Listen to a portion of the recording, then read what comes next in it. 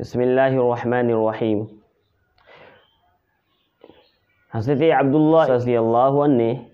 ایک مرتبہ ایک بے ہوش شخص کے کان میں کچھ پڑھ کر دم کیا جس سے وہ ہوش میں آ گیا،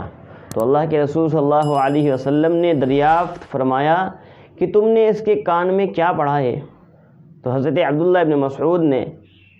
عرض کیا، افحسبتم انما خلقناکم عبثا وانکم الینا لا ترجعون،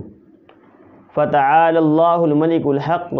لا الہ الا هو رب العرش الکریم، ومن يدع مع اللہ الہا آخر لا برہان له به فانما حسابه عند ربه انه لا يفلح الكافرون وقل رب اغفر وارحم وانت خیر الراحمین۔ یعنی اس صورت کے اخیر تک یہ چند آیتیں پڑھ کر میں نے ان کے کان میں دم کیا ہے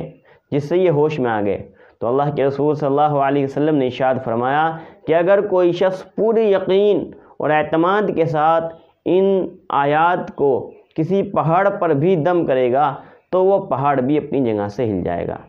تو اگر کوئی بے ہوش آدمی ہو،